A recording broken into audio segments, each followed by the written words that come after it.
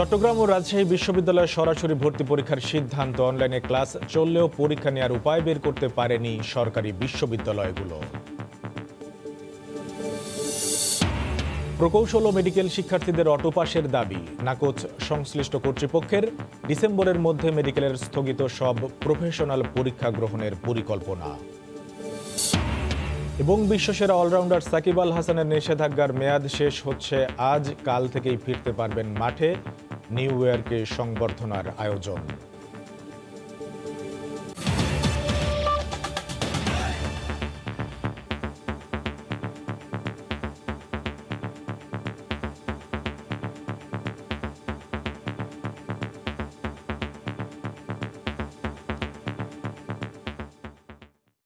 Tiger allrounder Shakib Al হাসানের 1 বছরের নিষেধাজ্ঞা শেষ হচ্ছে আজ, কাল থেকেই ফিরতে পারবেন মাঠের খেলায়।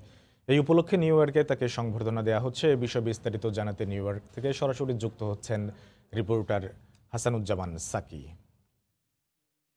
সবুজ, আপনাকে অসংখ্য ধন্যবাদ। আমাদের পেছনে দেখতে পাচ্ছি বাংলাদেশের ক্রিকেট অঙ্গনের ক্রিকেটের বরপুত্র সাকিব আল হাসান। তিনি নিউ ইয়র্কে এসে উপস্থিত হয়েছেন। বাংলাদেশ সময় আজই তার নিষেধাজ্ঞা উঠে যাচ্ছে এবং নিউ ইয়র্ক সময় যে সকাল, এই রাত পোহালি যে সকাল, সেই সকালটি একটি শুভ সকাল। 1 বছর পর সাকিব আল হাসান তিনি আন্তর্জাতিক ক্রিকেটে আবারও ফিরে আসবেন।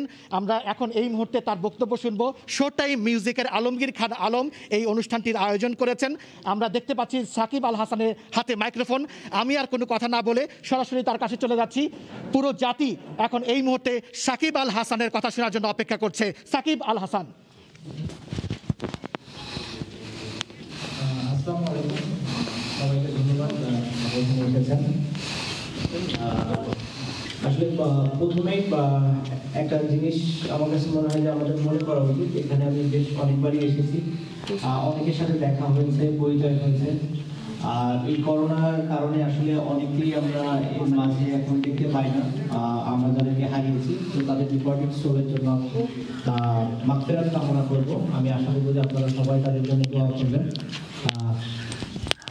আমার কাছে মনে হয় যে এটা খুবই ইম্পর্টেন্ট একটা জিনিস, যাদের আমাদের কাছের মানুষ ছিল কিংবা আমরা যাদেরকে চিনি তাদের অনেকেই আজ এখানে নাই।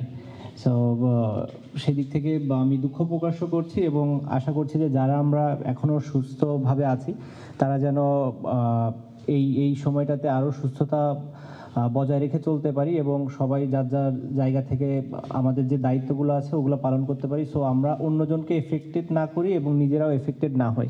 এভাবেই আমরা কেবল এই যুদ্ধে জয়ী হতে পারি বলে আমি মনে করি। আর আপনারা যারা এসেছেন তাদের সবাইকে অসংখ্য ধন্যবাদ, আন্তরিক ধন্যবাদ। আলম ভাইকে স্পেশাল ধন্যবাদ দিতেই হয়। প্রতিবারই যখন নিউ ইয়র্কে আসি সামহাও আপনাদের সাথে দেখা হয়ে যায়, যেটা আমার জন্যে খুবই বড় একটা ব্যাপার, খুবই বড় পাওয়া। আপনাদের এই ভালোবাসা কিংবা আন্তরিকতা আমার সবসময় অনুপ্রেরণা হিসাবে কাজ করে এবং আশা করছি আপনারা এই আন্তরিকতা, ভালোবাসা এবং সাপোর্ট সবসময় আমাদেরকে দিবেন, আমাকে, বাংলাদেশ ক্রিকেটকে, বাংলাদেশের মানুষকে, বাংলাদেশকে ইনফ্যাক্ট, যার মাধ্যমে আমরা দেশকে এগিয়ে নিয়ে যেতে পারবো। আমি আমার সেক্টরে এগিয়ে নিয়ে যাওয়ার চেষ্টা করব, আপনারাও আপনাদের জায়গা থেকে দেশকে এগিয়ে নিয়ে যাওয়ার চেষ্টা করবেন। ধন্যবাদ সবাইকে, ভালো থাকবেন। আসসালামু আলাইকুম। অনেক ধন্যবাদ। আমি কৃতজ্ঞতা জানাচ্ছি যে আপনারা সবাই সুশৃঙ্খলভাবে আসন গ্রহণ করেছেন এবং সবার সবুজ, এই আপনারা শুনছিলেন সাকিব আল হাসানের বক্তব্য। আমরা এখন অনুষ্ঠানে প্রবেশ করেছি। কিছুক্ষণ পরে প্রশ্ন উত্তর পর্ব শুরু হবে, সেই জন্য আমরা এখন অপেক্ষা করছি। এই ছিল আমার কাছে সর্বশেষ। সবুজ, আপনাকে অসংখ্য ধন্যবাদ। টাইগার অলরাউন্ডার সাকিব আল হাসানের 1 বছরের নিষেধাজ্ঞা শেষ হচ্ছে আজ, কাল থেকেই ফিরতে পারবেন মাঠের খেলায়। এ উপলক্ষে নিউ ইয়র্কে তাকে সংবর্ধনা দেওয়া হচ্ছে। আমরা এতক্ষণ সরাসরি ছিলাম সেখানে। সকলের সময়ে আরও থাকছে। ঘোষণা দিয়েও চালু হলো না মোবাইল ব্যাংকিংয়ে আন্ত লেনদেন, বাংলাদেশ ব্যাংকের কারিগরি সীমাবদ্ধতায় সেবা নিয়ে অনিশ্চয়তা। স্বাস্থ্য অধিদপ্তরের হিসেবে করোনায় আক্রান্ত হয়ে দেশে একদিনে আরও 20 জন মারা গেছেন। গতকাল দুপুর পর্যন্ত নতুন শনাক্ত হয়েছেন 1335 জন। এ নিয়ে দেশে মোট রোগীর সংখ্যা 4,15,86 জন।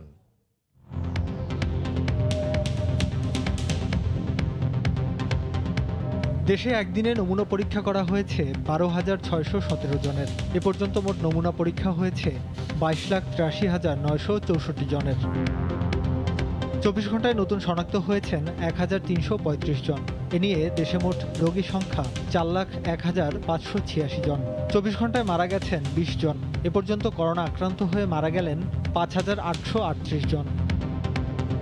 করোনা থেকে 24 ঘন্টায় সুস্থ হয়েছেন 1,523 জন। এ পর্যন্ত সুস্থ হয়েছেন 3,18,123 জন। এক সেমিস্টারের পর আরেক সেমিস্টারের ক্লাসও শেষ হয়ে যাচ্ছে, কিন্তু আটকে আছে পরীক্ষাগুলো। অনলাইন ক্লাস হলেও পরীক্ষা নেয়ার কোনো উপায় বের করতে পারেনি পাবলিক বিশ্ববিদ্যালয়গুলো। শিক্ষা গবেষকরা মনে করেন এখনই অনলাইন পরীক্ষা পদ্ধতি নিয়ে কাজ করা উচিত। যদিও সাধারণ শিক্ষার্থীরা বলছেন ইন্টারনেট সংযোগের দুর্বলতায় পরীক্ষা নেওয়া সম্ভব নয়। ইকরাম হোসাইনের রিপোর্ট। অনলাইন ক্লাস চলছে, ক্লাস টেস্ট হচ্ছে, নেওয়া হচ্ছে অ্যাসাইনমেন্টও, কিন্তু সেমিস্টার ফাইনাল হচ্ছে না। এখনো অনলাইনে পরীক্ষা নেওয়ার কার্যকর পদ্ধতির খোঁজে পাবলিক বিশ্ববিদ্যালয়গুলো। ফলে বিশ্ববিদ্যালয় খোলার পর একসঙ্গে অনেকগুলো পরীক্ষার চাপ নিতে হবে শিক্ষার্থীদের। শিক্ষা গবেষকরা বলছেন এই অবস্থা বেশি দিন চলতে পারে না। অনলাইন পরীক্ষা পদ্ধতি নিয়ে কাজ শুরু করতে হবে এখনই। তবে তার আগে দেশের প্রত্যন্ত অঞ্চলে নিরবিচ্ছিন্ন ইন্টারনেট সংযোগ নিশ্চিত করতে হবে। আমার মনে হয় এখন একটা মেকানিজমের দিকে আমাদের যাওয়া উচিত, যে কেবল শিক্ষণ কার্যক্রম না, যে অ্যাসেসমেন্টও কীভাবে অনলাইনে করা যায় সে বিষয়টা আসলে ভাবা দরকার। শিক্ষক এবং শিক্ষার্থীদের মাইন্ডসেট এটা কিন্তু বদলানো লাগবে, পরিবর্তন যুগের সাথে এটাকে অ্যাডাপ্ট করা লাগবে। বাস্তবতা কি বলছে? সুযোগ সুবিধার অভাবে ক্লাসে যখন উপস্থিতির হার কম, তখন পরীক্ষা নেওয়া কতটা যৌক্তিক? শিক্ষার্থীরা মনে করেন অনলাইন পরীক্ষা নেওয়ার সময় এখনো আসেনি। 40 to 60 স্টুডেন্টস দেখা যাচ্ছে ক্লাস অ্যাটেন্ড করতেই পারছেন না, তো সেক্ষেত্রে তো এক্সাম নেওয়াটা ফিজিবল হবে না। আমাদের মধ্যে একটা আশঙ্কা আছে যে ফলে সেশন জট হবে, ঠিক মতো আমরা জব মার্কেটে যেতে যেতে সমস্যা করতে পারে ফিউচারে। কখন নেট চলে যাবে, কখন আসে বা চলে যায়, যার কারণে ওর পরীক্ষাটা হয়তো বাতিল হয়ে যেতে পারে। আমি ঢাকায় থাকি, তাও ক্লাস টাইমে নেটওয়ার্ক বাফারিং করে বা লোডিং দেয়, অনেক সময় ডিসকানেক্টেড হয়ে যায়। সো এইভাবে পরীক্ষা দেওয়াটা খুবই টাফ। তবে ভিন্ন পথে হাঁটছে দেশ সেরা প্রকৌশল বিশ্ববিদ্যালয় বুয়েট। এরই মধ্যে একাডেমিক কাউন্সিলে অনলাইনে পরীক্ষার সিদ্ধান্ত নেয় তারা।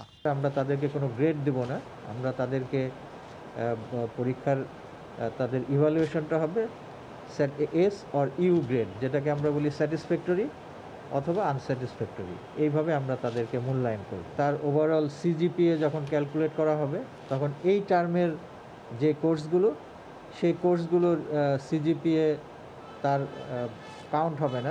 বিশ্ববিদ্যালয়গুলো অনলাইন পরীক্ষায় না গেলেও ইংলিশ মিডিয়াম স্কুল ও বিদেশি কারিকুলামে পরিচালিত প্রতিষ্ঠানগুলো অনলাইনে সব ধরনের কার্যক্রম চালিয়ে যাচ্ছে। ইকরাম হোসাইন, সময় সংবাদ, ঢাকা। সেশন জট এড়াতে প্রকৌশল ও মেডিকেল শিক্ষার্থীদের একাংশ অটো পাসের দাবি জানিয়েছে। তবে এই দাবি অযৌক্তিক ও ভিত্তিহীন বলে জানিয়েছে সংশ্লিষ্ট বিভাগ। সেশন জট এড়াতে সবগুলো বিকল্প ভাবার কথাও জানিয়েছে তারা। ডিসেম্বরের মধ্যেই মেডিকেলের স্থগিত সব প্রফেশনাল পরীক্ষা গ্রহণের কথা ভাবছে চিকিৎসা শিক্ষা বিভাগ। সেলিম আহমেদের ছবিতে মুজাহিদ শুভর রিপোর্ট। সহসাই করোনা বিদায়ের সম্ভাবনা না থাকায় স্বাভাবিক জীবনে ফিরতে বাধ্য হয়েছে সবাই। সংক্রমণ এড়াতে পিইসি জেএসসির ফলাফল মূল্যায়ন করে মাধ্যমিক ও উচ্চ মাধ্যমিকের ফল ঘোষণার সিদ্ধান্ত নিয়েছে সরকার। এরই ধারাবাহিকতায় প্রকৌশল ও মেডিকেল শিক্ষার্থীদের ক্ষুদ্র একটি অংশ অটো প্রমোশনের দাবি জানিয়েছে। বিভিন্ন বর্ষের আইটেম কার্ড, টার্মের মতো ছোট ছোট পরীক্ষার মূল্যায়নের মাধ্যমে প্রফেশনাল পরীক্ষার ফলাফল নির্ধারণের দাবি মেডিকেল শিক্ষার্থীদের একাংশের। আমরা তো আসলে সবাই সেশন জটের মধ্যে পড়ে যাচ্ছি। ফাইনাল পরীক্ষার আগে আপনাকে প্রত্যেকটা টপিক্সেরই পরীক্ষা নেওয়া হয়, যেগুলোকে আমরা আইটেম কার্ড টার্ম বলি আর কি। এর উপরে বেসিস করে তো আমাদের প্রমোশন দেওয়া যেতে পারে। তবে এই দাবির সঙ্গে সম্পূর্ণরূপে দ্বিমত পোষণ করেছেন শিক্ষাবিদরা। মানুষের জীবনের সঙ্গে সরাসরি সংশ্লিষ্ট শিক্ষায় সহজ পাশের সুযোগ বড় ধরনের বিপদ ডেকে আনতে পারে বলে আশঙ্কা বিশেষজ্ঞদের। অটো পাস করে যদি একজন ডাক্তার হয়ে যায়, একজন প্রকৌশলী হয়ে যায়, তার হাতে রোগী তো ওই পরিমাণ নিরাপদ থাকবে না, একইভাবে অবকাঠামোগুলোও নিরাপদ হবে না। সংশ্লিষ্ট বিশ্ববিদ্যালয় এবং মেডিকেল কলেজ সমূহ ভাববে যে কিভাবে আমাদের এই ছাত্ররা যাতে আক্রান্ত হওয়ার সম্ভাবনা না থাকে এবং তারপরে পরীক্ষাটা নেওয়া যায়। হোস্টেল খোলার ব্যাপার আছে, হোস্টেল খুললে ছাত্রছাত্রীরা আসবে, তাদেরকে তো 1 মাস সময় দিতে হবে। সেই জিনিসগুলো নিয়ে মন্ত্রণালয়ের সাথেও সেদিন আলোচনা হয়েছে। রেগুলার ব্যাচের হয়তো অনেক ছাত্র থাকবে, সুতরাং এটাকে কিভাবে আমরা মেনটেন করব, কারণ সামনে যেহেতু একটা সেকেন্ড ওয়েভের একটা ঝুঁকি আছে। চলতি বছরের ডিসেম্বরে মেডিকেল শিক্ষার্থীদের বিভিন্ন ব্যাচের প্রফেশনাল এক্সাম অনুষ্ঠানের কথা ভাবছে স্বাস্থ্য শিক্ষা বিভাগ। তবে যথাসময়ে পরীক্ষা অনুষ্ঠিত হওয়া সম্ভব কিনা সেটিও নির্ভর করছে হোস্টেল খোলা, বিদেশি শিক্ষার্থীদের দেশে ফেরা এবং করোনার সার্বিক পরিস্থিতির ওপর। মুজাহিদ শুভ, সময় সংবাদ, ঢাকা। বাংলাদেশ ব্যাংকের কারিগরি সীমাবদ্ধতায় অনিশ্চিত হয়ে পড়ল বাণিজ্যিক ব্যাংক ও মোবাইলে আর্থিক সেবাদাতা প্রতিষ্ঠানগুলোর মধ্যে আন্তঃলেনদেন চালুর উদ্যোগ। মঙ্গলবার থেকে এই সেবা চালুর কথা থাকলেও তা স্থগিত করেছে কেন্দ্রীয় ব্যাংক। গতকাল মোবাইল ব্যাংকিং সেবাদাতা প্রতিষ্ঠান ও সংশ্লিষ্ট ব্যাংকগুলোকে আন্তঃলেনদেন চালুর সিদ্ধান্ত স্থগিত করার বিষয়ে মৌখিকভাবে জানায় কেন্দ্রীয় ব্যাংক। অপারেটররা বলছে, কবে নাগাদ এই সেবা চালু করা হবে সে বিষয়ে জানানো হয়নি। এর আগে গত বৃহস্পতিবার বাংলাদেশ ব্যাংক জানায়, যেসব ব্যাংক ও মোবাইল ব্যাংকিং প্রতিষ্ঠানের মধ্যে আন্তঃলেনদেন পরীক্ষামূলকভাবে সম্পন্ন হয়েছে 27 অক্টোবর থেকে সেসব প্রতিষ্ঠানের গ্রাহক সেবা দেয়া হবে। বাকিদের এই সেবা চালু করতে আগামী বছরের মার্চ মাস পর্যন্ত সময়সীমা বেঁধে দেয়া হয়। আমরা প্রস্তুত ছিলাম, বিকাশ আগে থেকেই প্রস্তুত ছিল। বিষয়টা যেটা হচ্ছে যে আজকে আমাদেরকে ফর্মালি জানায়নি বাংলাদেশে, তারা কি ভার্বালি জানিয়েছে, ফোন করে জানিয়েছে যে আপাতত ইন্টার অপারেবল ট্রানজাকশনের যে সার্ভিসটা শুরু হওয়ার কথা ছিল সেটাকে একটু হোল্ড করা হয়েছে। তারা এটা একটু রিভিউ করছেন, নেক্সট কবে আবার এটা শুরু হবে সেটা আমাদেরকে তারা জানাবেন। সরবরাহ বাড়ায় বগুড়ায় পাইকারি বাজারে দাম কমেছে সব ধরনের দেশি মাছের। আকার ও প্রকারভেদে প্রতি কেজিতে 30 থেকে 40 টাকা পর্যন্ত কমেছে দর। সকালে শহরের চাষি পাইকারি মাছ বাজার ঘুরে দেখা যায় বড় বোয়াল আইড় কেজি প্রতি বিক্রি হচ্ছে 600 টাকায়, রুই কাতল 200 থেকে 300 টাকা এবং মাগুর শিং কই প্রতি কেজি বিক্রি হচ্ছে 400 থেকে 500 টাকায়। প্রতিদিন এই পাইকারি বাজারে 100 থেকে 100 মন মাছ সরবরাহ হয়। জেলার দূর দূরান্ত থেকে আসা পাইকারি ক্রেতারা এই বাজারে কম দামে পছন্দের মাছ কিনতে পেরে সন্তুষ্ট। যমুনা নদী, চলনবিল সহ বিভিন্ন জলাশয় থেকে বিপুল পরিমাণ মাছ আসায় দাম কম বলে জানান আড়তদাররা।